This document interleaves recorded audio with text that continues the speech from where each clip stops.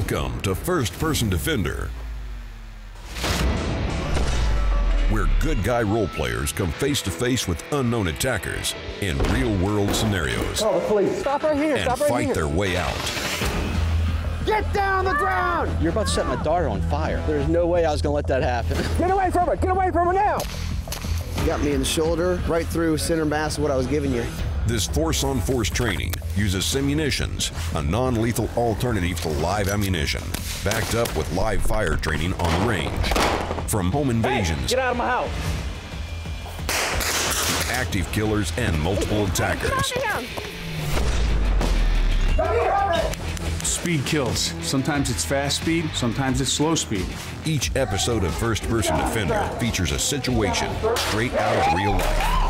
Get in the damn car! This could happen to anyone. This is First Person Defender. In this episode of First Person Defender, Jacob, a husband and father, faces a threat that's all too common.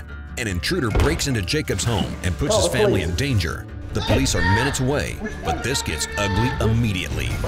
My name is Jacob Welch, and I'm from Baton Rouge, Louisiana. I've been shooting for almost 30 years. Started when I was a kid, learning how to hunt. South Louisiana, that's what you do when you're young. I do a little bit of long-range precision shooting. We've got a club in Gonzales. We have a shoot twice a month out there. Then we'll go to Pascagoula, Mississippi, and do 1,000-yard competitions and things. I do have a concealed carry permit and carry all the time. We've got a special scenario for Jacob today. We're going to have an intruder enter his house. I understand you carry a gun on your person even when you're at home.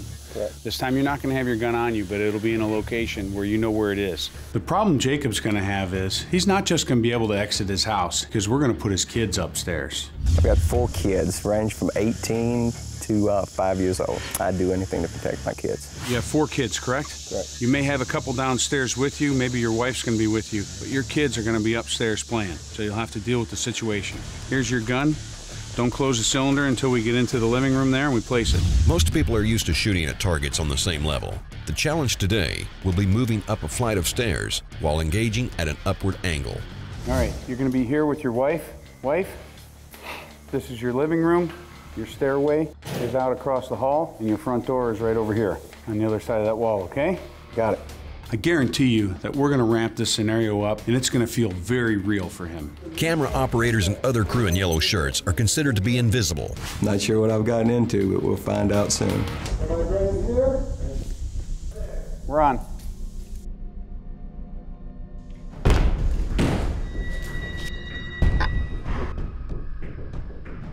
Call 911.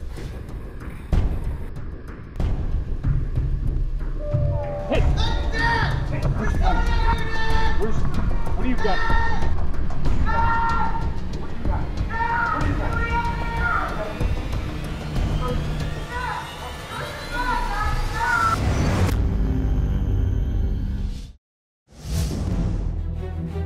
Nozzler defense ammunition is loaded up front with the bonded performance line of bonded core defense bullets.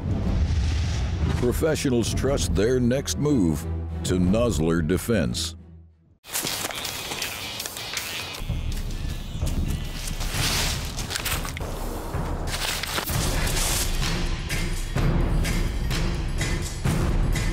Trichicon, brilliant aiming solutions. For more than 100 years, the Model 1911 has been by our side through it all. And proudly, it's once again a Remington, America's favorite pistol design by America's most trusted gun maker.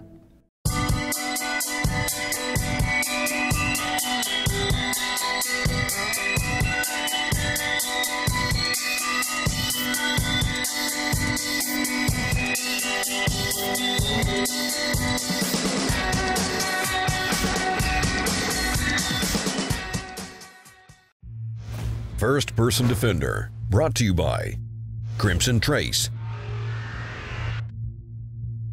Remington, and Springfield Armory. Jacob and his wife are watching TV downstairs while their son is upstairs. An intruder kicks in the back door and rushes up the stairs to Jacob's son. Jacob has to move up the stairs quickly while focusing on the threat.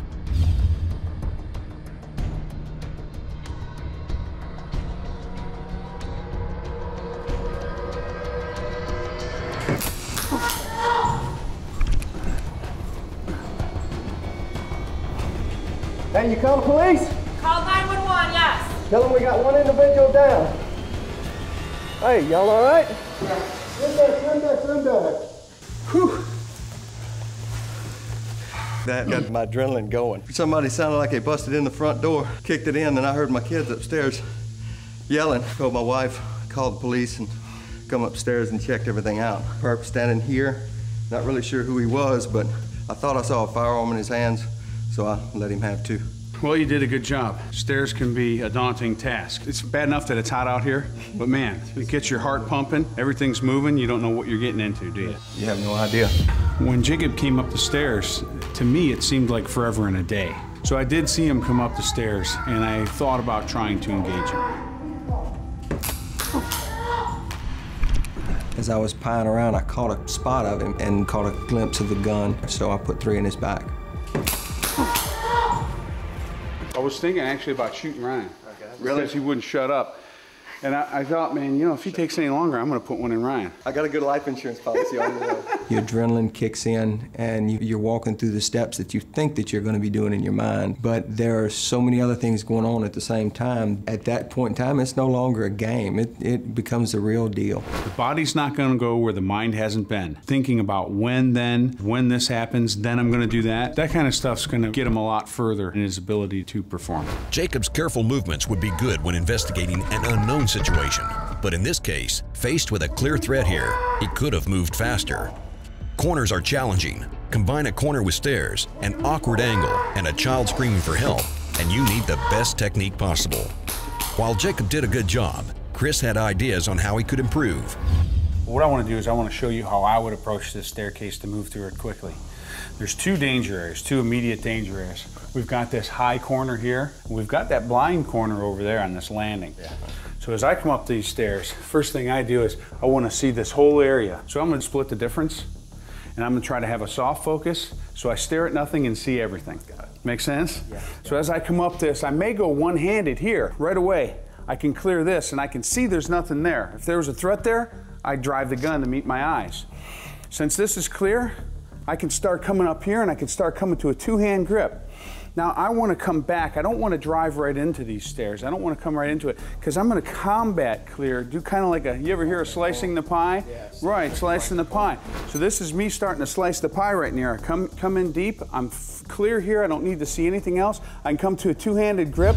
There's my target.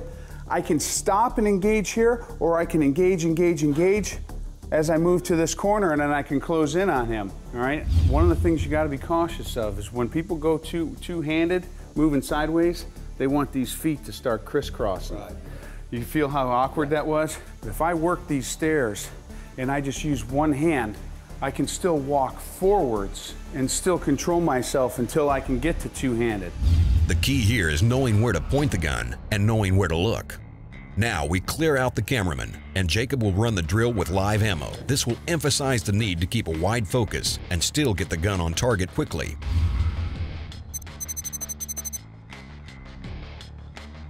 Go ahead.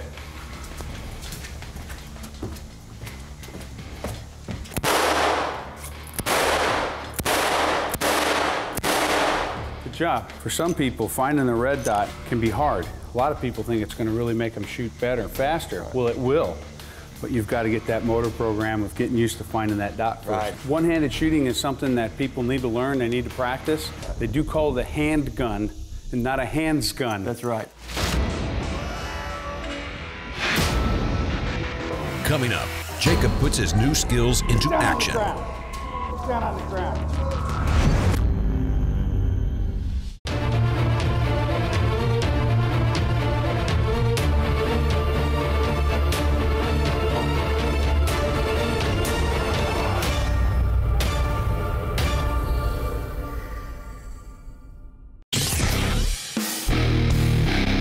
Your handgun and the training to back it up, a laser gives you the ultimate advantage. This is Condition Crimson, and in Condition Crimson, we stand. Learn more at conditioncrimson.com.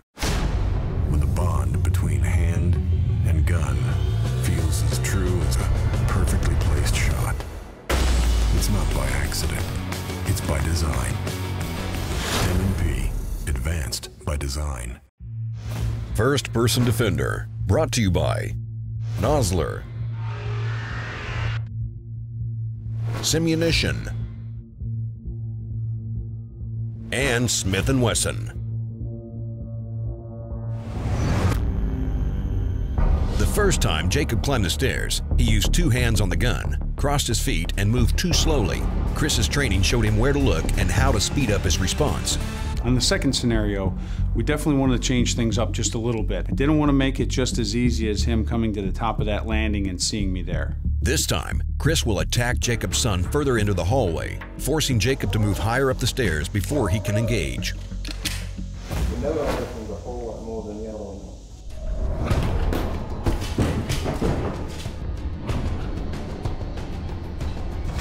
one. Call the police.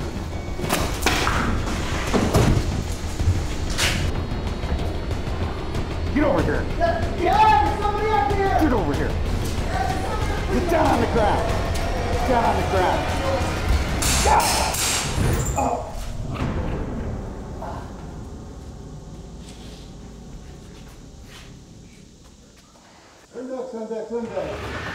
I was able to make a visual confirmation that somebody had come in the house, and there wasn't a question about it or not. Instead of cutting to the inside and having to take more time and work that inside corner, I started to the outside and did like we had practiced. Did you see the gun at any time? Yes. All right, yeah, you hit me with all 3, by the way. Yeah. Nothing hurts worse than getting shot in the fat. Spurred on by the critique of his first performance and the screams from his son upstairs, Jacob put it in high gear this time. Note how he holds the revolver with one hand, balances with the other arm, and climbs the stairs quickly while scanning for threats. Advice that I would give to my friends and family, definitely get training. I thought from beginning to end, Jacob did a great job. But in the second scenario, he definitely did a much better job. It came right back to me. Catch the outside of the stairwell, pie in the corners as you come up. And in the first scenario, he wasn't in the same place. It really caught me off guard because by the moment I kind of heard something behind me, he was putting rounds on target, so I went down easy.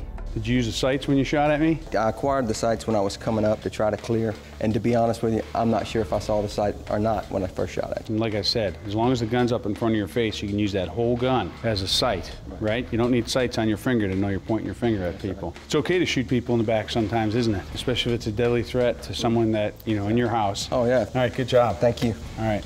Awesome. This whole thing went great for me. It was a good experience. The thought you have in your mind, it doesn't play out the same way. There's a penalty involved. You got somebody shooting back at you. It's not a static target. You know, you're not squaring off in a range. And this is definitely an eye-opener. Most people don't realize the value of force-on-force training because they haven't been there. Jacob's been there now. He's going to want more of it. I can guarantee it.